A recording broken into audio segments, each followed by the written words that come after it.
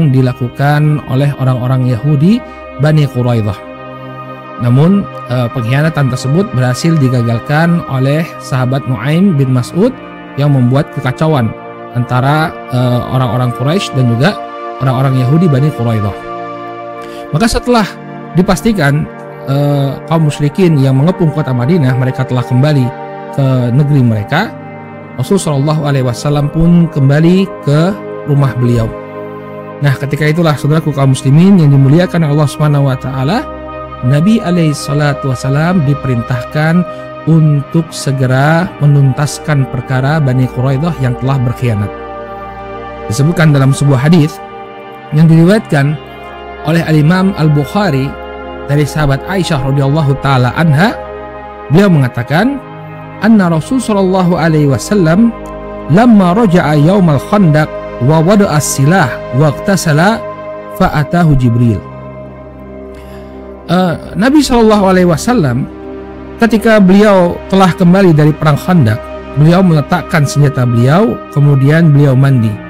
Fa atahu Jibril, maka tiba-tiba beliau didatangi oleh Jibril alaihissalam. Dalam sebagian riwayat disebutkan bahwa ketika itu beliau sedang berada di rumah Ummu Salamah radhiyallahu anha, salah seorang dari istri beliau. Qala waqad asaba ra'sahu al-ghubar. Ketika itu kepala Jibril alaihissalam ya dipenuhi dengan debu. Artinya belum tidak kelihatan bersih begitu ya. Jadi beliau tampak seperti orang yang masih berada di lapangan pertempuran. Faqala wada'ta silah. Kemudian Jibril bertanya kepada Rasul sallallahu alaihi wasallam, apakah engkau telah meletakkan senjatamu? Fa wallahi ma wada'tuhu. Maka kemudian kata Jibril, demi Allah, aku sendiri belumlah meletakkan senjataku. Faqala Rasul sallallahu alaihi wasallam, fa aina? Kemudian Nabi sallallahu alaihi wasallam mengatakan kepada Jibril, beliau bertanya kepada Jibril alaihissalam, lantas kita harus kemana? Ya, ketika mengetahui bahwa Jibril alaihissalam belum meletakkan senjatanya, Nabi bertanya kepada Jibril alaihissalam, lantas kita harus kemana? Kalau memang pedang kita ini harusnya belum untuk kita letakkan. Qala hahuna wa auma'a ila Bani Quraidah. Kemudian kata Jibril alaihissalam ke sana sambil beliau menunjuk ke arah Bani Quraidah. Ya, jadi perang belum selesai. Pengkhianatan Bani Quraidah harus segera dituntaskan. Jibril kemudian menunjuk ke arah perkampungan Bani Quraidah. Qalat fa kharaja ilaihim Rasul sallallahu alaihi wa ala alihi wasallam. Maka kemudian kata Aisyah radhiyallahu taala anha, keluarlah Nabi sallallahu alaihi wasallam menuju Bani Quraidah. Ya. Jadi Bani Quraidah ini peristiwanya menempel dengan perang Ahzab. Baru saja Nabi sallallahu alaihi wasallam kembali ke rumahnya, beliau sudah diperintahkan oleh Jibril alaihissalam untuk segera menyelesaikan pengkhianatan yang dilakukan oleh Bani Quraidah. Nah, maka kemudian Nabi SAW pun memerintahkan para sahabat. Ya, para sahabat kondisinya sama dengan Rasul SAW. Mereka baru saja kembali ke rumah-rumah mereka. Namun Nabi SAW begitu diingatkan oleh Jibril tadi untuk menyelesaikan perkara Bani Quraidah, beliau langsung memberikan instruksi kepada para sahabat untuk pergi ke Bani Quraidah melakukan pengepungan. Dalam sebuah hadis yang diriwayatkan oleh Imam Al-Bukhari dan Muslim dari sahabat Abdullah ibnu Umar radhiyallahu taala anhuma, Nabi sallallahu alaihi wasallam mengatakan, atau kata beliau, Nabi sallallahu alaihi wasallam qala Nabi sallallahu alaihi wasallam lana lamma raja'a min al-ahzab la yusalliyanna ahadun al-asra illa fi Bani Quraidah. Ketika kami baru saja kembali dari perang Ahzab, Rasulullah SAW tiba-tiba mengatakan kepada kami, la yusalliyanna ahadun al-asra illa fi Bani Quraidah. Janganlah salah seorang di antara kalian salat asar kecuali di Bani Quraidah. Menunjukkan bahwa Nabi SAW menginginkan agar para sahabat bersegera untuk menuju perkampungan Bani Quraidah. Sampai-sampai beliau mengatakan, jangan sampai kalian itu salat asar ya melainkan di Bani Quraidah. Kemudian apa yang terjadi? Apa yang dilakukan oleh para sahabat ketika mereka mendengar instruksi dari Rasul Shallallahu Alaihi Wasallam? Ternyata, saudaraku kaum muslimin yang dimuliakan oleh Allah, sebelum mereka sampai ke Bani Quraidah, waktu asar telah tiba. Maka kemudian para sahabat ya terbagi menjadi dua kelompok dalam memahami perintah Rasulullah Shallallahu Alaihi Wasallam, la yusalliyanna ahadun minkum al-asra illa fi Bani Quraidah. Janganlah salah seorang di antara kalian sholat asar kecuali di Bani Quraidah. Ya. Apa yang mereka lakukan? Ya. Mereka terbagi menjadi dua kelompok. Qala fa adraka ba'dahumul asru fit thariq. Ya. Sebagian di antara mereka menunaikan sholat asar ketika dalam perjalanan. Jadi kelompok yang pertama ini menganggap bahwa perintah Rasul Shallallahu Alaihi Wasallam itu adalah agar mereka bergegas, tidak menunda-nunda, agar mereka berangkat dengan cepat. Sehingga beliau mengatakan jangan kalian sholat asar melainkan di Bani Quraidah. Artinya apa? Ayo bersegera kalian menuju Bani Quraidah. Ya. Namun ketika tiba waktu sholat asar, maka ya sudah kita kerjakan, kita lakukan ketika waktu tersebut telah tiba. Ini pendapat para sahabat yang pertama ya dalam memahami hadits Nabi Shallallahu Alaihi Wasallam. Jadi mereka sebelum sampai ke Bani Quraidah mereka sudah sholat asar karena memandang bahwa yang diinginkan oleh Rasul Alaihi Wasallam adalah agar kaum muslimin itu bergegas, ya agar para sahabat itu bergegas untuk menuju Bani Quraidah.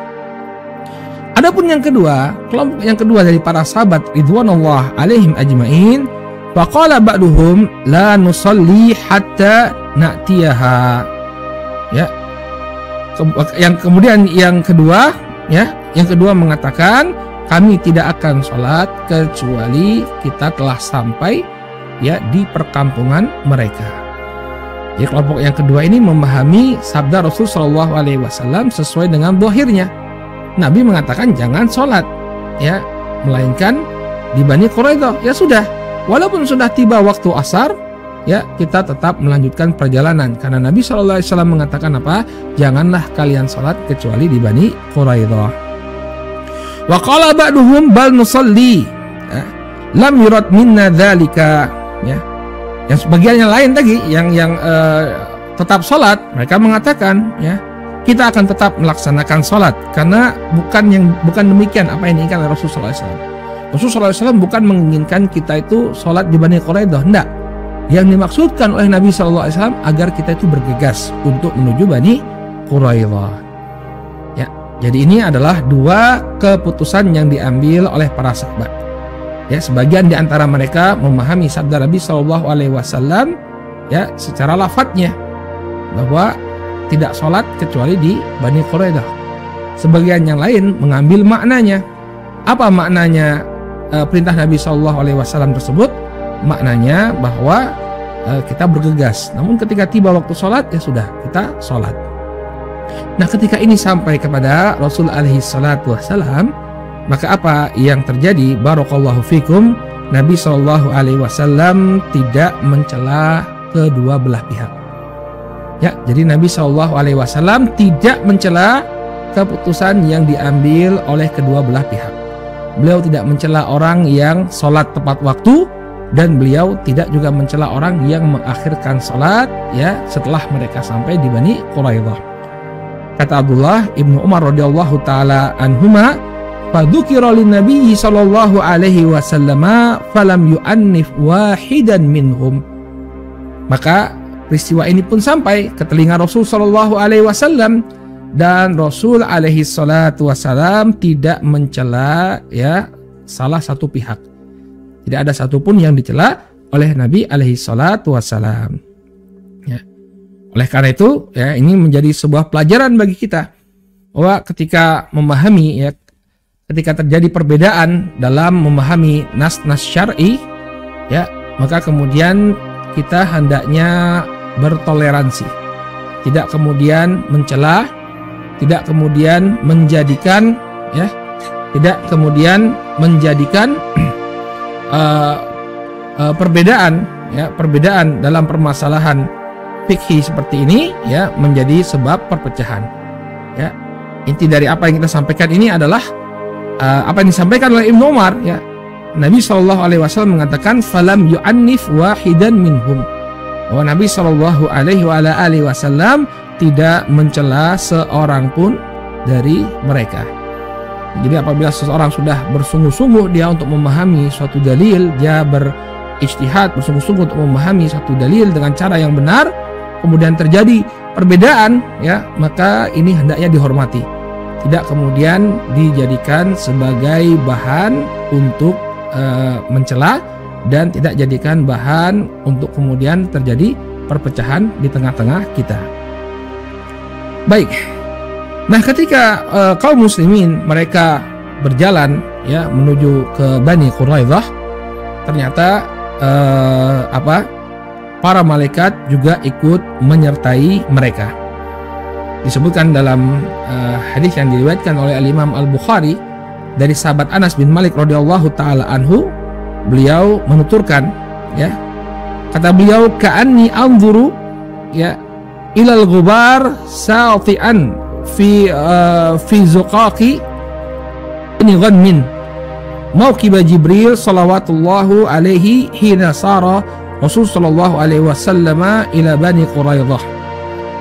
Kata Anas radhiyallahu taala anhu, ya, aku melihat seakan-akan, ya, debu-debu itu bertebaran di jalan-jalan yang ada di sekitar Bani Ghanmin, ya, Bani Ghanam.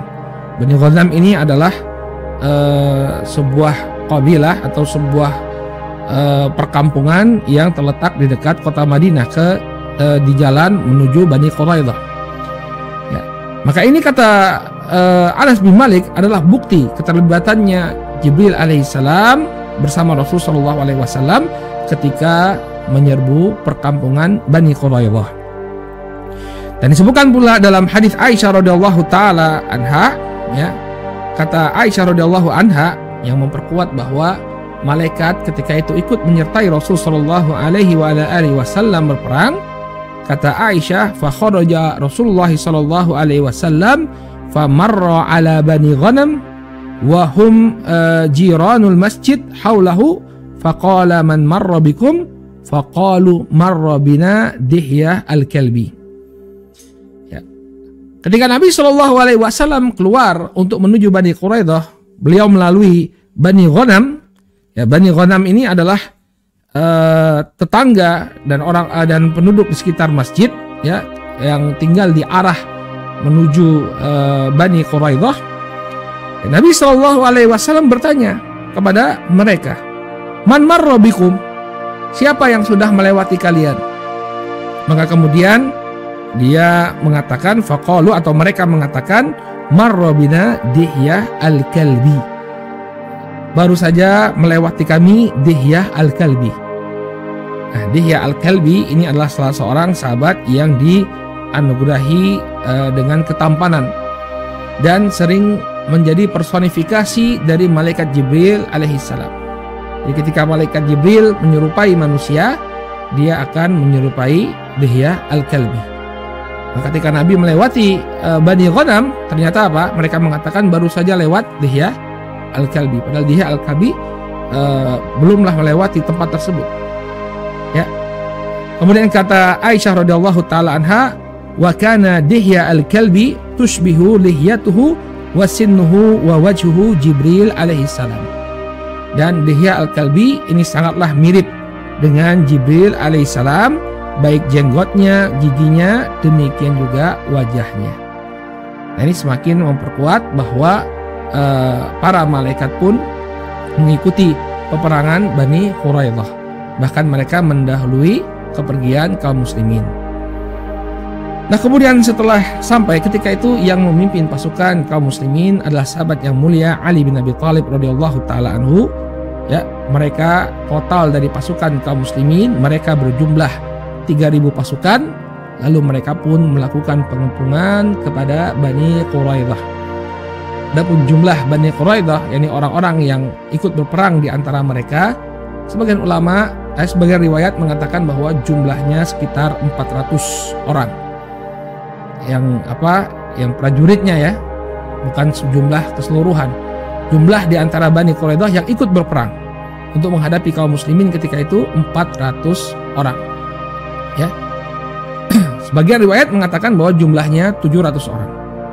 Wallahu taala alam. Ya, intinya sekitar itulah, antara 400 sampai 700 orang yang ikut berperang, ya, ikut bersiap untuk menghadapi pasukan kaum muslimin dari kalangan Bani Quraidah.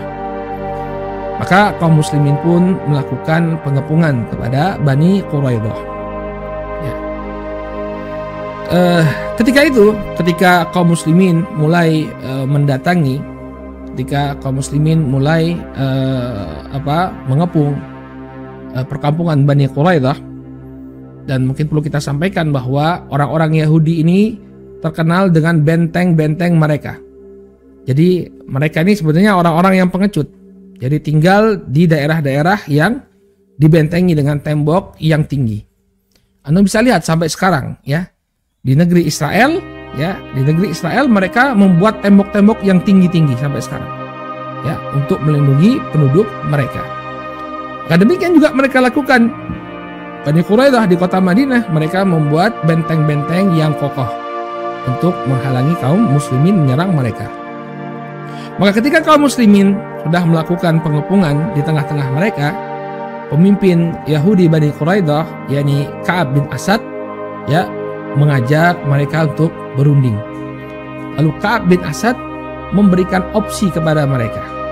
Ya, sekarang kita sudah dikepung, maka aku berikan 3 opsi kepada kalian dan silahkan kalian pilih mana opsi yang terbaik. Coba antum perhatikan ini, apa yang ditawarkan oleh Ka'ab bin Asad kepada orang-orang Yahudi. Yang pertama, kata Ka'ab bin Asad, ya, kita masuk Islam. Kita mengakui bahwa Rasul Shallallahu Alaihi Wasallam ini adalah utusan Allah, dan kita tahu bahwa dia adalah utusan Allah. Ya. Maka kita akan mendapatkan keselamatan, harta dan jiwa kita akan selamat. Ini opsi yang pertama. Ini menunjukkan bahwa sesungguhnya orang-orang Yahudi itu sudah tahu bahwa Nabi Shallallahu Alaihi Wasallam itu benar-benar utusan Allah Subhanahu Wa Taala. Ditawarkan kepada Ka'ab bin Asad, kepada orang-orang Yahudi Bani Quraidah, ayo kita nyatakan keislaman kita dalam keadaan kita sudah tahu bahwa Muhammad ini benar-benar utusan Allah Subhanahu Wa Taala, maka niscaya jiwa kita akan selamat, harta kita juga akan selamat. Ya. Kemudian Bani Quraidah, mereka tidak mau beriman. Ya, kita tidak mungkin meninggalkan agama bapak-bapak kita. Nggak mau dia beriman kepada Nabi alaihi salatu wassalam. Baik. Kemudian Ka'ab bin Asad memberikan opsi yang kedua. Apa opsi yang kedua? Ya, kata Ka'ab bin Asad, kita bunuh anak-anak dan istri-istri kita. Kemudian kita keluar dari benteng kita perangi mereka habis-habisan. Ya.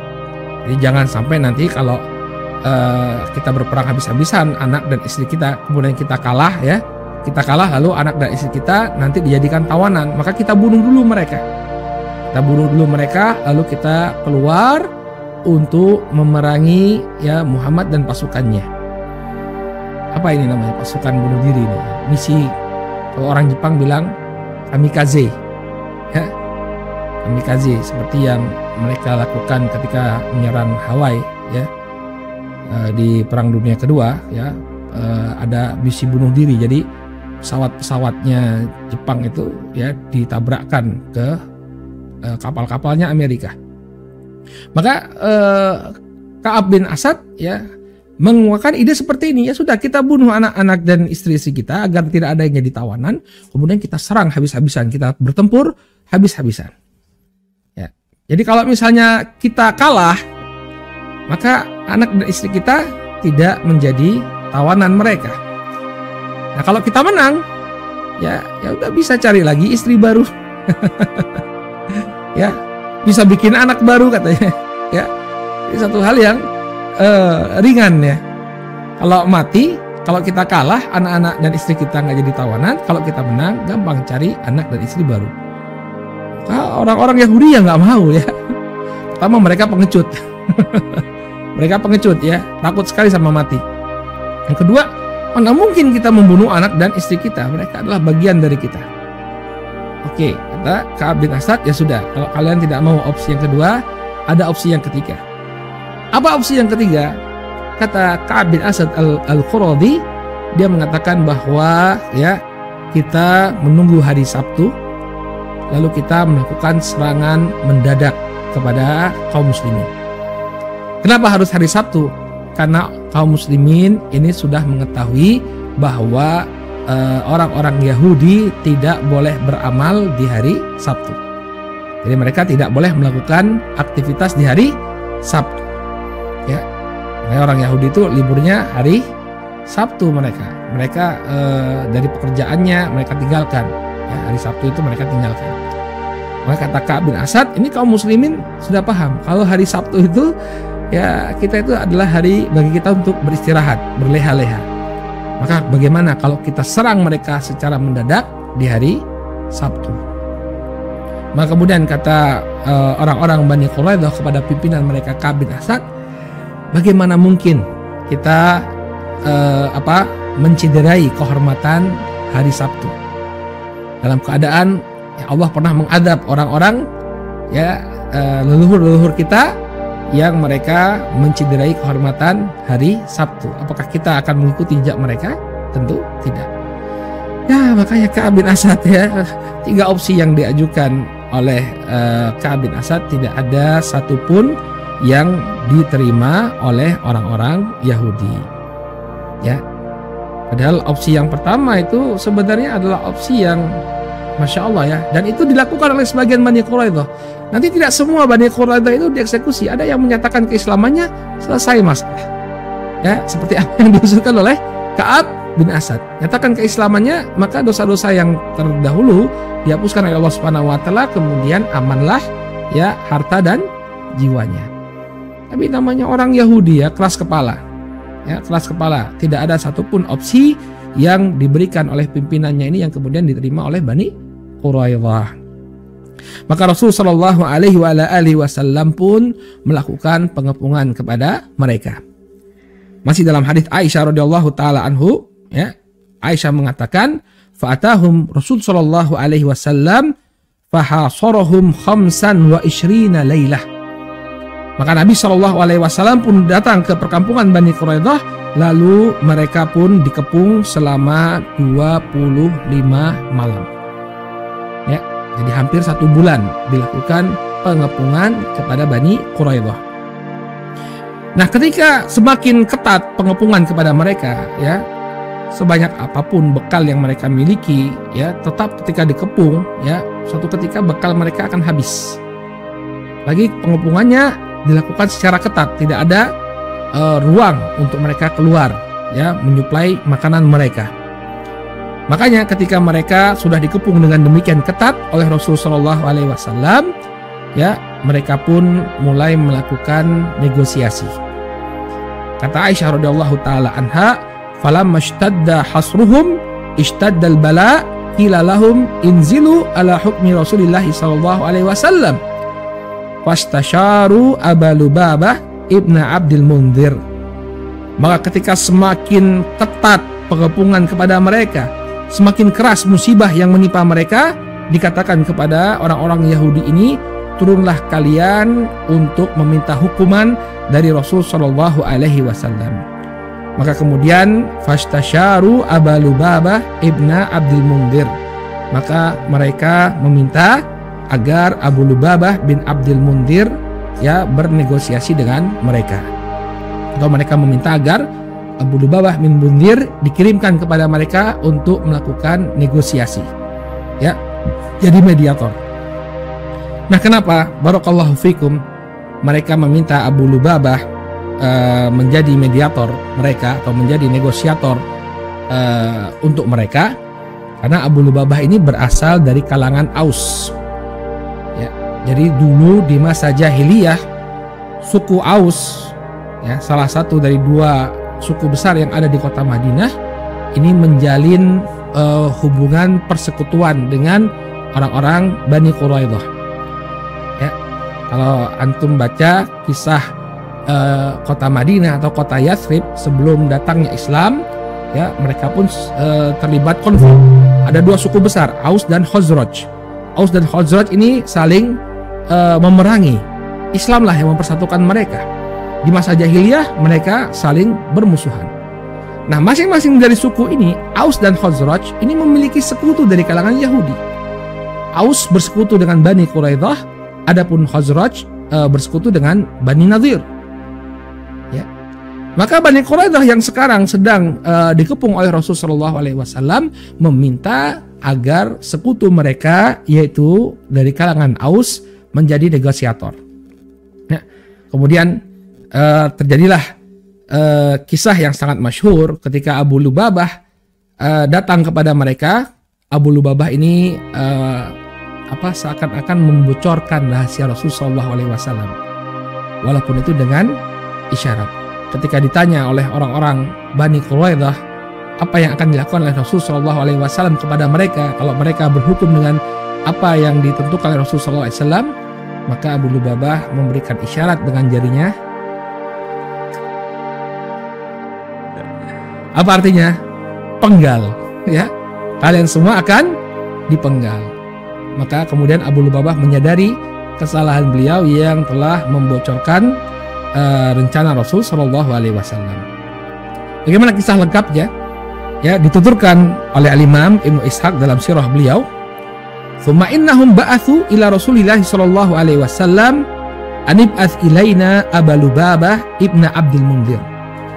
Setelah Bani Quraidah terkepung, mereka pun mengirimkan utusan kepada Nabi Shallallahu Alaihi Wasallam untuk meminta agar Rasul Shallallahu Alaihi Wasallam mengirimkan Abu Lubabah ibni Abdul Munzir, ya, untuk bernegosiasi dengan mereka. Ya. Wa kanu hulafa'ul Aus, dan dahulu orang-orang Bani Quraidah ini merupakan sekutunya orang-orang Aus. Ya. Linastashiruhu fi amrina. Kami berharap agar kami bisa bermusyawarah, bernegosiasi dengan Abu Lubabah dalam perkara kami ini. Maka Nabi SAW mempersilahkan Abu Lubabah untuk menemui Bani Quraidah. Fa arsalahu Rasul sallallahu alaihi wasallam ilaihim. Maka Rasul sallallahu alaihi wasallam pun mengutus Abu Lubabah kepada mereka. Falamma ra'auhu qama ilaihi ar-rijal wa jahasha ilaihi an-nisa was-sibyan yabkuna fi wajhihi. Maka ketika Abu Lubabah masuk ke dalam perkampungan mereka, kaum laki-laki berdiri untuk menyambut Abu Lubabah. Kemudian datanglah kaum wanita, datanglah anak-anak. Mereka kemudian menangis di hadapan Abu Lubabah. Ya, artinya apa? Seolah mereka ingin mengekspresikan butuhnya mereka kepada Abu Lubabah. Abu Lubabah, tolonglah kami, lihat bagaimana kondisi kami. Ya, faroqalahum, maka kemudian muncullah rasa kasihan pada diri Abu Lubabah. Ya, melihat anak-anak menangis, kaum wanita menangis, kasihan Abu Lubabah kepada mereka. Wa qalu lahu ya Aba Lubabah atara an nanzila ala hukmi Muhammad. Ya. Kemudian orang-orang Bani Quraidah ini pun bertanya kepada Abu Lubabah, wahai Abu Lubabah, bagaimana pendapatmu, ya, kalau kita mengikuti apa yang diputuskan oleh Muhammad Sallallahu Alaihi Wasallam? Bagaimana pendapatmu kalau kita ikuti apa yang diinginkan oleh Muhammad Sallallahu Alaihi Wasallam? Nah, ketika itulah Abu Lubabah keceplosan. Beliau mengatakan na'am wa asyara biyadihi ila khalqihi. Ya, beliau mengatakan iya, ikuti saja. Kemudian beliau memberikan isyarat. Ya, memberikan isyarat dengan tangan beliau ke tenggorokan beliau. Seperti ini. Maksudnya apa? Innahu adzabah. Bahwa kalian semua nanti akan dipenggal. Ya. Jadi ya ikuti saja. Apa hukumannya? Ya dipenggal, kata Abu Lubabah dengan isyaratnya tadi. Nah, baru kemudian Abu Lubabah radhiyallahu anhu ya tersadar. Wah, harusnya saya nggak bertindak seperti ini. Ini seakan-akan membocorkan rencananya Rasul Shallallahu Alaihi Wasallam untuk mengeksekusi mereka. Ya. Perlu kita pahami, Bani Quraidah ini pengkhianatannya lebih parah daripada Yahudi lainnya. Ya, kita telah jelaskan bagaimana Bani Nadir, ya, diusir oleh Nabi Shallallahu Alaihi Wasallam. Demikian juga Bani Qainuqa, ya, yang juga orang-orang Yahudi diusir oleh Nabi Shallallahu Alaihi Wasallam dari kota Madinah. Namun mereka ini lebih parah daripada saudaranya Bani Qainuqa dan Bani Nadir. Kenapa? Karena mereka berkhianat pada saat-saat yang demikian genting. Ya, ketika itu Rasulullah SAW sedang menghadapi serangan pasukan Ahzab, mereka membokong dari belakang. Ini tentu pengkhianatan yang luar biasa. Ya, maka pantas bagi mereka untuk mendapatkan hukuman yang paling maksimal, yaitu dihukum mati. Tapi ini keceplosan Abu Lubabah, ya. Beliau memberikan isyarat, ya. Kemudian kata beliau, ya, fa wallahi ma zalat qadamai min makanihima hatta araftu anni qad khuntullaha wa rasulahu sallallahu alaihi wasallam. Beliau mengatakan, demi Allah, ya, ketika itu kakiku tetap berada, ketika itu kakiku belum bergeser dari tempatnya. Ya, kedua kakiku belum bergeser dari tempatnya, ya, dan ketika itu aku menyadari bahwa baru saja aku mengkhianati Allah dan Rasulnya, ya, dengan memberikan isyarat. Ini kita bisa melihat bagaimana para sahabat ketika melakukan suatu kesalahan, mereka langsung sadar, ya Allah, saya baru saja melakukan sebuah kesalahan. Ya, jadi terkadang tanpa perlu diingatkan mereka sadar kalau mereka telah melakukan sesuatu yang keliru. Kemudian apa yang dilakukan oleh Abu Lubabah radhiyallahu taala anhu? Tsumman talaqa Abu Lubabah ala wajhihi wa lam ya'ti Rasul sallallahu alaihi wasallam hatta irtabata fil masjid ila amudin min umudih.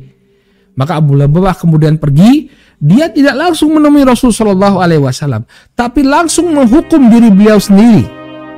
Dengan cara bagaimana? Beliau datang ke masjid, kemudian mengikat diri beliau sendiri di tiang-tiang masjid, ya, di salah satu tiang dari tiang-tiang masjid.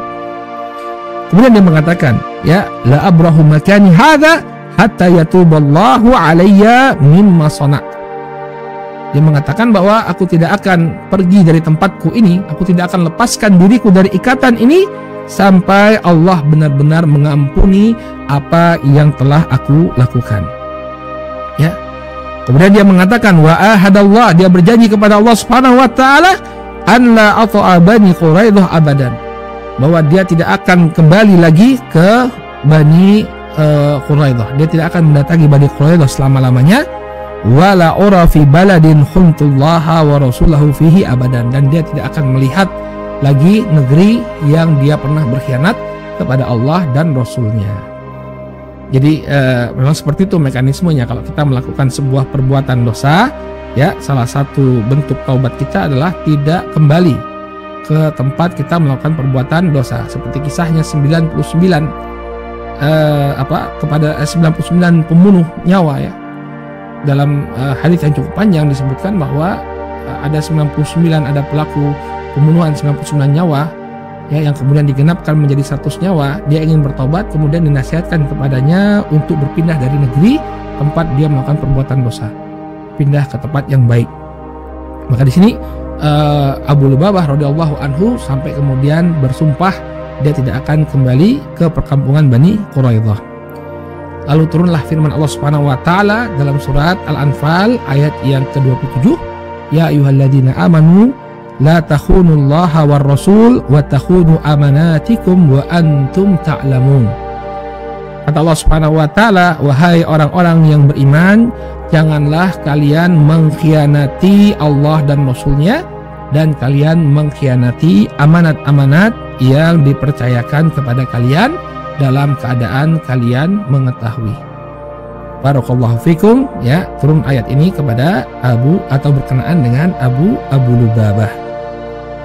Maka kemudian apa yang dilakukan oleh Abu Lubabah ini ketika dia mengikat dirinya di tiang-tiang masjid sampai ke telinga Rasulullah SAW. Dan ketika itu sepertinya perang sudah selesai. Nabi SAW sudah kembali ke rumah istri beliau. Ya, maka sampai kabar kepada Rasulullah SAW bahwa Abu Lubabah mengikat dirinya di tiang-tiang masjid. Maka Rasulullah SAW mengatakan, ya, apabila dia datang kepadaku, amma innahu law ja'ani la astaghfartu lahu. Ya, kalau dia datang kepadaku, maka aku akan meminta ampunan kepada Allah Subhanahu wa taala untuk dirinya. Fa amma idh qad fa'ala ma fa'al fama ana billadhi utliquhu min makanihi hatta yatuballahu alaihi. Namun karena dia sudah melakukan apa yang baru saja dia lakukan, ini dia bersumpah kepada Allah Subhanahu wa taala bahwa dia tidak akan melepaskan dirinya dari ikatan tersebut sampai Allah menerima taubatnya, maka ya sudah, kata Nabi SAW. Ya, kita tunggu saja sampai Allah Subhanahu wa taala ya menerima taubatnya Abu Lubabah. Maka turunlah kabar dari Allah Subhanahu wa taala di waktu sahur ya kepada Nabi SAW bahwa Abu Lubabah telah diterima taubatnya oleh Allah Subhanahu wa taala. Kemudian Rasulullah SAW pun tersenyum. Ya, beliau tertawa atau tersenyum. Maka kemudian ketika itu beliau berada di rumahnya Ummu Salamah radhiyallahu taala anha. Ya, Ummu Salamah mengatakan, "Mimma tadhak ya Rasulullah?" Apa yang membuatmu tertawa wahai Rasulullah? Ya, adhaqallahu sinnak. Semoga Allah Subhanahu wa taala senantiasa membuatmu berbahagia. Ya. Kemudian kata Nabi SAW, tiba ala Abi Lubabah, telah diampuni Abu Lubabah atau telah diterima tobatnya Abu Lubabah. Maka Ummu Salamah ya ketika itu belum turun ayat hijab. Maka Ummu Salamah ya ketika mendengar bahwa Allah Subhanahu wa taala telah menerima taubatnya Abu Lubabah radhiyallahu taala anhu, beliau mengatakan, afala ubashiruhu ya Rasulullah, boleh nggak wahai Rasul kalau aku sampaikan kabar gembira ini kepada beliau? Ya, maka kemudian kata Rasulullah SAW, bala in syi'ti, ya boleh saja kalau memang engkau menginginkannya.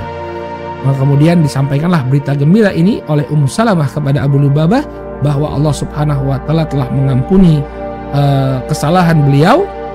Dan ketika itu para sahabat ingin membebaskan Abu Lubabah dari ikatannya. Maka Abu Lubabah nggak mau. Saya tidak akan melepaskan diri saya sampai yang melepaskan itu adalah Rasul Shallallahu Alaihi Wasallam. Nah, karena ketika itu waktu subuh telah tiba, datanglah Nabi Shallallahu Alaihi Wasallam ke masjid.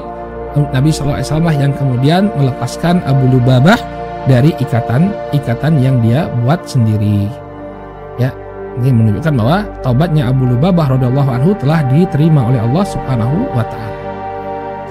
Mungkin ada yang bertanya, itu gimana Abu Lubabah makan, minum, kemudian sholatnya? Apakah beliau terus-menerus terikat? Sebutkan dalam riwayat yang lain bahwa istri beliau datang ya ketika beliau membutuhkan sesuatu, butuh makan atau ingin menunaikan hajat atau ingin melakukan sholat, maka istrinya datang untuk membebaskan Abu Lubabah lalu mengikatnya kembali di tiang. Jadi jangan terpikir, wah Ustaz, berhari-hari diikat di situ gimana BAB-nya gitu ya. Enggak, dibebaskan oleh sang istri, kemudian dia tunaikan hajatnya lalu kembali. Demikian kisah Abu Lubabah, yang intinya apa? Bahwa beliau sempat dilobi oleh orang-orang Bani Quraidah ya untuk menentukan atau untuk menegosiasikan keadaan mereka. Ya. Nah kemudian Bani Quraidah ya berusaha kembali melobi Rasul Shallallahu Alaihi Wasallam untuk memberikan hukuman yang tepat kepada mereka, dan mereka meminta agar yang memberikan hukuman kepada mereka adalah sekutu mereka yang bernama Sa'ad bin Mu'ad. Sa'ad bin Mu'ad ini juga berasal dari suku Aus, sama dengan siapa? Abu Lubabah. Ya, maka mereka mengira kalau Sa'ad bin Mu'ad ini yang menjadi hakim untuk menetapkan hukuman bagi mereka, karena ini masih CS-nya, ya, masih temannya, masih sekutunya, mereka mengira bahwa Sa'ad bin Mu'ad ini akan memberikan hukuman yang ringan kepada mereka. Nah, dalam kisah perang Ahzab telah kita sebutkan bahwa Sa'ad bin Mu'ad ini terluka parah ketika itu.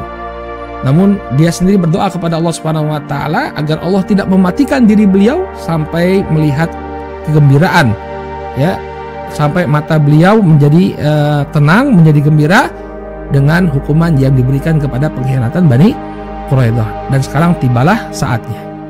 Ya, Allah masih berikan umur kepada beliau untuk melihat keputusan yang diambil atas Bani Quraidah. Lalu kemudian Sa'ad bin Mu'adz yang terluka pun dibawa ya ke Bani Quraidah. Sebutkan dalam riwayat Bukhari Muslim dari sahabat Abu Sa'id Al-Khudri radhiyallahu taala anhu, ya, beliau mengatakan anna ahla Quraidah nazalu ala hukmi Sa'ad. Ya, akhirnya Bani Quraidah pun bersedia untuk dihukum sesuai dengan apa yang diputuskan oleh Sa'ad bin Mu'adz. Fa'arsala Nabi sallallahu alaihi wasallam ilaih. Maka Nabi sallallahu alaihi wasallam mengutus utusan untuk memanggil Sa'ad bin Mu'adz. Faja'a faqala qumu ila sayyidikum, ya, au qala khairikum. Maka kemudian ketika saat tiba, Nabi sallallahu alaihi wasallam memerintahkan kepada para sahabat, berdirilah untuk menyambut penghulu kalian. Berdirilah untuk menyambut orang terbaik di tengah-tengah kalian. Menunjukkan kedudukan Sa'ad bin Mu'adz. Ya. Faqa'ada inna Nabi sallallahu alaihi wasallam. Kemudian dia pun duduk di sisi Rasul sallallahu alaihi wasallam. Ini Sa'ad bin Mu'adz ketika itu. Faqala haula nazalu ala hukmik. Maka kata Nabi sallallahu alaihi wasallam, orang-orang Bani Quraidah ini telah bersedia untuk mengikuti apa yang kau putuskan wahai Sa'ad. Ya. Jadi orang-orang Bani Quraidah sudah menanti-nanti, ya. Jadi mereka ini berharap bahwa hukuman yang akan diberikan kepada mereka sama dengan hukuman yang diberikan kepada Bani Qainuqa dan Bani Nadhir, ya, yang mereka dipersilahkan untuk meninggalkan kota Madinah dengan meninggalkan harta-harta mereka. Ya, minimal inilah hukumannya. Jadi dia berusaha menjadikan Sa'ad bin Mu'adz yang dulunya adalah sekutu mereka, ya, agar Nabi Shallallahu Alaihi Wasallam ya menetapkan hukuman yang ringan bagi mereka. Mari kita simak apa keputusan Sa'ad bin Mu'adz radhiyallahu taala anhu. Beliau mengatakan, fa inni ahkum, maka aku memberikan keputusan, kata Sa'ad bin Mu'adz, antuqtala muqatilatuhum wa tusba dzarariyuhum, ya, wa tusba dzarariyuhum. Aku putuskan, kata Sa'ad bin Mu'adz, agar orang-orang muqatilatuhum, ya, orang-orang di antara mereka yang sudah bisa, yang melakukan perlawanan, ini orang-orang yang dewasa, hendaknya dibunuh. Capital punishment, ya, hukuman yang paling berat kepada mereka. Wa tusba dzarariyuhum, dan anak-anak serta wanita mereka dijadikan sebagai tawanan. Ternyata apa? Keputusan yang diambil oleh Sa'ad bin Mu'adz, ya, adalah keputusan yang paling tegas kepada mereka. Mereka berharap adanya keringanan dari Sa'ad bin Mu'adz. Ternyata apa? Sa'ad bin Mu'adz justru memberikan capital punishment. Capital punishment itu adalah istilah hukum, artinya apa? Hukuman yang paling berat, yaitu apa? Mati. Ya, bagi orang-orang di antara mereka yang sudah mampu untuk berperang, mereka diberikan hukuman mati. Kemudian anak-anak dan kaum wanita di antara mereka dijadikan sebagai tawanan. Maka kemudian Nabi Shallallahu Alaihi Wasallam mengatakan kepada Sa'ad bin Mu'adz, laqad hakamta bima hakama bihi al-Malik. Maka engkau sesungguhnya wahai Sa'ad bin Mu'adz telah memberikan keputusan sesuai dengan keputusan al-Malik. Ini maksudnya adalah Allah Subhanahu wa Ta'ala. Maka kemudian dilakukanlah eksekusi di tengah-tengah mereka, ya, digali lubang-lubang parit di tengah-tengah kota Madinah. Kemudian mereka pun, kaum laki-laki di tengah-tengah mereka yang sudah dewasa, yang mampu untuk berperang, mereka dieksekusi lalu dimasukkan ke dalam parit-parit tersebut. Ya, ketika itu sekitar, tergantung, ya, sebagian para ulama mengatakan jumlah mereka ada yang 400, ya, sebagian mengatakan bahwa jumlah laki-laki yang dieksekusi ketika itu adalah 400 orang, sebagian lagi mengatakan 600 orang, ya, sebagian lagi mengatakan 700 orang dari kalangan Bani Quraidah dieksekusi ketika itu dalam satu hari, ya. Adapun anak-anak, ya, maka mereka tidak dieksekusi. Dalam sebuah hadis yang diriwayatkan oleh Imam Abu Dawud dan juga Imam Ahmad dan yang selain beliau berdua, ada sosok anak yang bernama Atiyah Al-Quradi. Jadi ada seorang anak yang bernama Atiyah Al-Quradi. Nah, ketika itu beliau termasuk dari tawanan Bani Quraidah. Kenapa beliau tidak dieksekusi ketika itu? Fakanu yanzuruna. Ketika itu mereka melihat, faman anbata sya'ra kutil. Maka dilihat kemaluannya.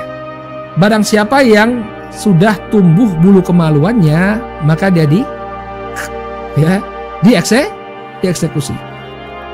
Waman lam yunbit lam yuktal. Dan barang siapa yang anak laki-laki yang belum tumbuh bulu kemaluannya, maka dia tidaklah dibunuh, tidak dieksekusi. Fakuntu fiman lam yunbit. Dan dahulu aku belum tumbuh bulu kemaluanku. Faja'aluni minasabi. Kemudian mereka pun menjadikanku sebagai tawanan. Kemudian dia masuk Islam dan menjadi salah seorang sahabat Rasul Shallallahu Alaihi Wasallam. Jadi tidak semuanya dieksekusi, tapi yang sudah dewasa, ya, yang sudah dewasa kemudian dieksekusi oleh kaum muslimin, oleh Rasul SAW dan para sahabat. Ya, semua laki-laki yang dewasa dieksekusi. Bagaimana dengan kaum wanita? Ya, mayoritas kaum wanita, ya, atau hampir semua kaum wanita tidak ada yang dieksekusi. Hanya ada seorang wanita saja yang dieksekusi, ya, karena dia telah membunuh seorang sahabat yang bernama Khalad bin Suwaid. Khalad bin Suwaid ini adalah salah satu sahabat yang mati syahid dalam peperangan Bani Quraidah. Ya, dia dilempar dengan batu penggilingan oleh seorang wanita Yahudi. Maka kemudian wanita yang membunuh Khalad bin Suwaid ini pun dieksekusi. Ya, dan kisah eksekusinya ini cukup unik karena wanita-wanita ini tertawa, ya. Wanita yang membunuh Khalad bin Suwaid ini ketika dia akan dieksekusi, ya, dia tertawa. Makanya dituturkan oleh Aisyah radhiyallahu taala anha, ya, beliau mengatakan bahwa tidak ada wanita yang dibunuh dalam perang Bani Quraidah kecuali satu orang wanita, ya, yang dia tadi sudah membunuh. Ketika akan dieksekusi, ada satu hal yang aneh aku lihat pada diri wanita tersebut. Ya, fama ansa ajaban minha. Aku tidak lupa ada suatu hal yang unik pada diri wanita tersebut. Apa? Annaha tadhak dhahran wa batnan wa qad alimat annaha tuqtal. Wanita ini senantiasa tertawa dalam semua kondisi. Ya, tertawa terus dia. Padahal dia akan dieksekusi karena pembunuhan yang dia lakukan.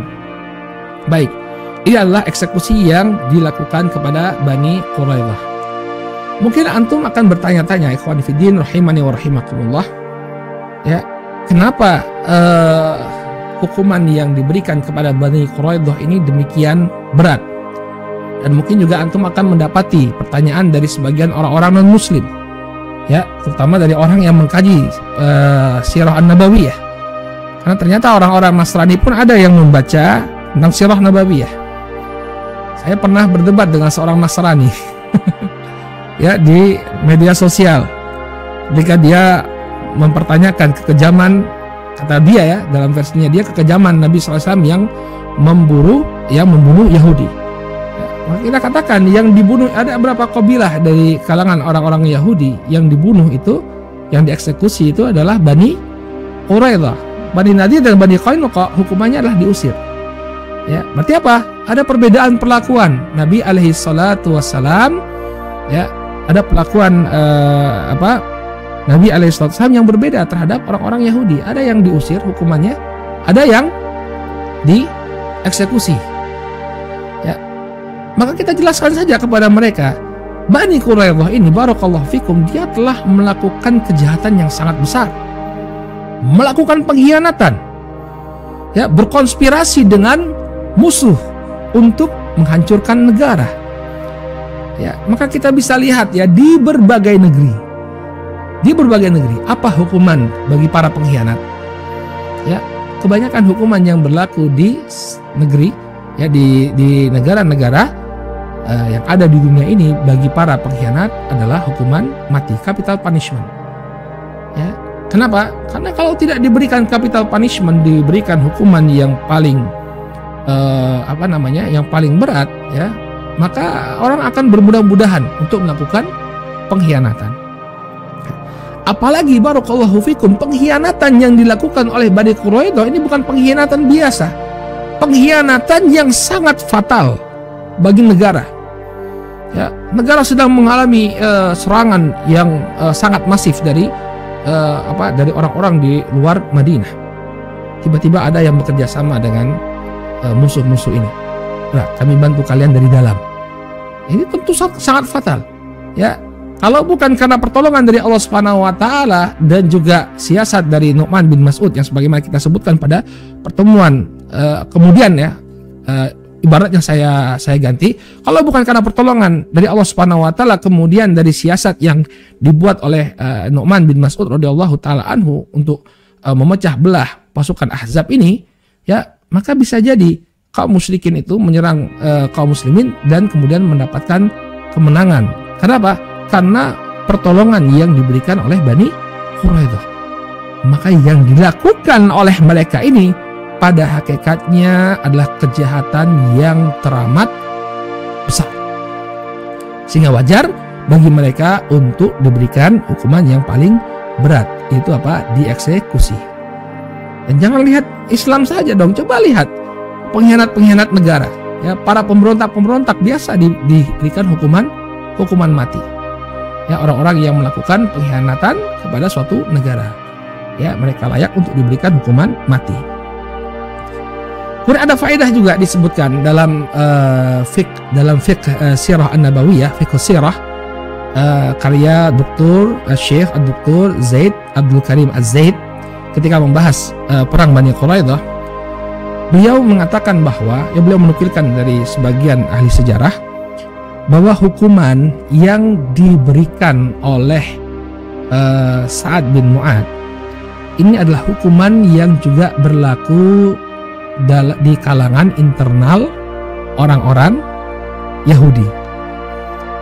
Ya, ketika diteliti kitab suci mereka, ternyata dalam hukum mereka, hukum yang berlaku kepada orang-orang yang telah ditaklukkan, ya, orang-orang yang telah berkhianat kemudian ditaklukkan adalah dihukum mati. Ya, ada dalam saya nggak tahu ini surat atau apa, ya, Deuteronomi ayat yang ke-20, ya, bagian 13-14. Saya nggak tahu ini bagaimana membaca perjanjian lama. Ya, saya disebutkan dalam perjanjian lama, ya, yakni dalam Taurat, kitab suci mereka. Ya, ini terjemahannya dalam bahasa Indonesia. Dan setelah Tuhan Allahmu menyerahkannya dalam tanganmu, maka haruslah engkau membunuh seluruh penduduknya yang laki-laki dengan mata pedang. Nah, jadi kalau mereka sudah berhasil kau taklukkan, bunuhlah seluruh kaum laki-laki dengan mata pedangmu. Dalam kitab suci mereka. Ya, adapun perempuan, anak-anak, hewan ternak dan segala yang ada dalam kota tersebut, maka itu boleh kau ambil untuk dirimu. Ya, ini adalah pemberian dari Tuhanmu, Allahmu yang boleh kau pergunakan. Ya, jadi apa yang diputuskan oleh Sa'ad bin Mu'ad ini pada hakikatnya selaras dengan apa yang menjadi ajaran agama mereka. Ya, sehingga tidak perlu kita pertanyakan tentang hukuman yang diberikan kepada Bani Quraidah atas penghinaan atau atas pengkhianatan mereka. Nah, setelah selesai eksekusi yang dilakukan atau setelah selesai, ya, perkara Bani Quraidah, ya, maka sesuai dengan apa yang dipanjatkan oleh Sa'ad bin Mu'ad, ya, janganlah matikan aku ya Allah sampai mataku menjadi tenang, aku menjadi berbahagia, menjadi tenang dengan hukuman yang diberikan kepada Bani Quraidah. Maka kemudian Sa'ad bin Mu'ad pun meninggal dunia. Nah, kemudian kata Nabi SAW, ketika Sa'ad bin Mu'ad ini meninggal dunia, kata beliau alaihi salatu wassalam, ihtazza arsyur rahman li mauti Sa'ad ibn Mu'ad. Arasy-Nya Ar-Rahman itu bergetar karena wafatnya Sa'ad bin Mu'adz radhiyallahu taala anhu. Akhirnya beliau pun meninggal dunia setelah Allah Subhanahu wa taala mengkabulkan doa beliau, ya, matanya tenang, beliau menjadi tenang dengan melihat hukuman yang setimpal diberikan kepada Bani Quraidah.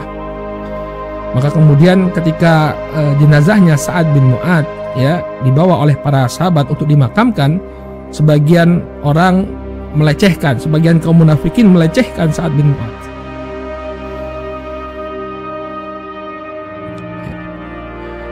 Sebutkan dalam riwayat Tirmidzi dari sahabat Anas bin Malik radhiyallahu taala anhu, ya, kata Anas bin Malik, "Lamma humilat janazatu Sa'ad bin Mu'adz, qala al-munafiqun ma akhaffa janazatuhu." Ketika jenazahnya Sa'ad bin Mu'adz, ya, diangkat, maka sebagian kaum munafikin mengatakan ma akhaffa janazatahu, demikian ringan jenazahnya Sa'ad bin Mu'adz. Wa dzalika li hukmihi fi Bani Quraidah. Maka orang-orang munafik mengatakan, ya, ini karena hukumannya yang dia berikan kepada Bani Quraidah. Jadi mereka menganggap bahwa Sa'ad bin Mu'adz ini, ya, ringan, ya, jenazahnya tidak berharga sama sekali karena telah memberikan hukuman kepada Bani Quraidah. Maka Rasulullah SAW memberikan pembelaan kepada Sa'ad bin Mu'adz. Qala fa balagha dzalika Nabi SAW. Ya. Maka yang demikian sampai kepada Nabi SAW, maka kemudian beliau mengatakan, innal malaikah kanat tahmiluh. Ya, kenapa jenazahnya Sa'ad bin Mu'adz menjadi demikian ringan? Karena sesungguhnya para malaikat ikut mengusung jenazah beliau. Ya munafiqin, ya, jenazah beliau ringan bukan karena salah dalam memberi keputusan terhadap Bani Quraidah, akan tetapi karena para malaikat ikut mengusung jasad beliau radhiyallahu taala anhu. Demikianlah kaum muslimin, saudaraku yang semoga dimuliakan oleh Allah Subhanahu wa taala, kisah dari perang Bani Quraidah di mana Allah Subhanahu wa taala kemudian memberikan pembalasan yang setimpal bagi pengkhianatan yang mereka lakukan terhadap Rasul Shallallahu Alaihi Wasallam dan kaum muslimin.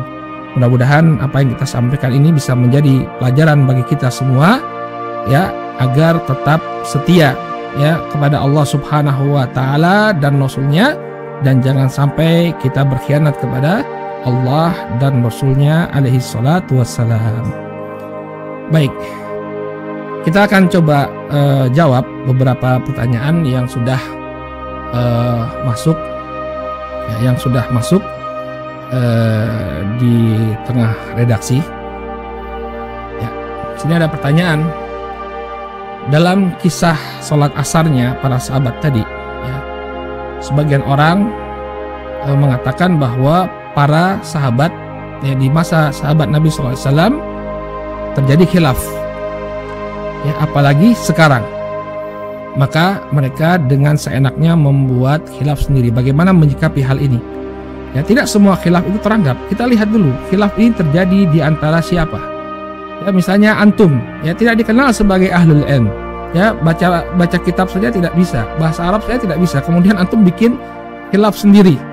Ya, kemudian mengangkat permasalahan ini, kemudian mengatakan, oh ini menurut saya seperti ini. Ya, ini permasalahan khilaf, sehingga harus saling menghormati. Anda bisa, harus dilihat terlebih dahulu. Ya, apa yang terjadi pada kalangan siapa khilaf tersebut. Kalau memang yang terjadi itu ada di kalangan para ulama yang memang memiliki keilmuan, ya, artinya ulama-ulama yang mereka dikenal berpegang teguh dengan sunnah Nabi Shallallahu Alaihi Wasallam, kemudian terjadi khilaf di antara mereka, maka ini yang harusnya kita hormati. Ya, sering kita dapati orang tidak punya ruang yang lapang di dadanya untuk menerima khilaf. Pokoknya apa yang menurut saya benar, inilah benar. Yang lainnya salah, yang lainnya bid'ah. Ya, kadang muncul karena apa? Ketidaktahuan kita atau kurangnya wawasan kita. Makanya dilihat terlebih dahulu suatu permasalahan, ya, ketika memang di sana ada khilaf, ya, dan para ulama masing-masing memiliki dalil yang kuat dalam permasalahan itu, disitulah tempat kita untuk apa? Untuk berlapang dada. Ada sebuah faedah yang disebutkan oleh Syekh Muhammad bin Shalih Al-Utsaimin rahimahullahu taala dalam Kitabul Ilm. Ya, beliau mengatakan hendaknya seseorang itu berlapang dada dalam permasalahan khilaf. Terlebih lagi dia melihat bahwa sahabat temannya tadi yang berbeda, saudaranya tadi yang berbeda pendapat dengannya, sama-sama telah mencurahkan usaha untuk kembali kepada dalil. Ya, ini sudah berpegang dengan dalil, ini pun berpegang dengan dalil. Cuma kemudian didapatkan kesimpulan yang sama, kesimpulan yang berbeda. Maka hendaknya saling menghormati. Kenapa? Karena sesungguhnya kita berada pada jalan yang sama, kata Syekh Muhammad bin Shalih Al-Utsaimin. Masing-masing sudah kembali kepada dalil, masing-masing telah menempuh jalan, hanya saja didapatkan kesimpulan yang berbeda. Namun pada hakikatnya kita satu. Ya, kenapa? Karena masing-masing telah menempuh jalan yang ilmiah. Ya, kalau memang masing-masing sudah punya hujjah, ya, maka hendaknya kita kemudian bertoleran di dalam permasalahan tersebut. Makanya perlu banyak membaca ya ikhwan. Antum perlu banyak membaca. Ya, perlu banyak belajar. Ya, jangan kemudian gampang memvonis suatu perkara ini sebagai suatu kesalahan kecuali setelah kita menelitinya. Kadang kawan-kawan karena begitu semangat ya ikut kajian, kemudian gurunya mengatakan bahwa ini bid'ah, langsung dia katakan ini bid'ah. Tapi tapi kalau dia ingin melihat pendapat yang lain, ya, dia lihat bagaimana para ulama memandang suatu permasalahan, dia akan dapati pendapat yang berbeda. Dia akan dapati hujah-hujah bagi orang-orang yang melakukan suatu amalan. Makanya jangan kita terburu-buru. Ya, jangan kita terburu-buru. Kalau memang itu amalan yang kita pilih, lakukan saja tanpa harus kemudian menghukumi atau mencela ya saudara kita yang memiliki amalan yang berbeda. Ya, banyak-banyak membaca, banyak-banyak perbanyak wawasan kita, ya, jangan kemudian mudah untuk memvonis yang berbeda. Ya, karena permasalahan khilaf itu banyak sekali dan masing-masing pihak memiliki dalil dalam permasalahan yang dia pegang. Wallahu taala a'lam. Bagaimana dengan anak-anak dan wanita yang dijadikan tawanan? Apakah mereka tetap Yahudi atau mereka masuk Islam? Bagaimana kita sebutkan tadi, ada di antara mereka yang tetap dalam keyahudiannya dan ada di antara mereka yang sudah masuk Islam. Seperti Athiyah Al-Quradi yang kemudian masuk Islam. Baik. Nah Ustadz, orang-orang Yahudi di Madinah dulu mereka memakai nama bahasa Arab. Apakah mereka asli bangsa Arab atau pendatang? Wallahu ta'ala a'lam, ya, sepertinya ada khilaf di kalangan para ulama tentang siapa Yahudi Madinah. Namun yang kita dapati ya, atau pendapat yang lebih kuat bahwa mereka aslinya adalah orang-orang Yahudi yang kemudian beradaptasi dengan budaya Arab. Jadi pendapat yang benar ya, bahwa dahulu orang-orang Yahudi ini mereka terusir sejak Raja Babilonia yang bernama Nebukadnezar atau Buktanasar kalau dalam bahasa Arab menyerang Baitul Maqdis, menyerang negerinya orang-orang Yahudi, ya. Baitul Maqdis ini dihancurkan oleh Buktanasar atau Nebukadnezar, lalu orang-orang Yahudi ini pun bermigrasi ke banyak tempat. Di antara mereka bermigrasi ke Yathrib, ya. Kemudian karena tinggal di tengah-tengah bangsa Arab, mereka kemudian mengadopsi nama-nama Arab. Ya, sehingga kalau ditanya apakah orang Yahudi yang ada di kota Madinah Yahudi asli atau bangsa Arab yang menjadi Yahudi, wallahu taala alam, ya, saya lebih condong kepada pendapat bahwa mereka adalah orang Yahudi asli yang kemudian mengadopsi tradisi Arab. Ya, wallahu taala alam.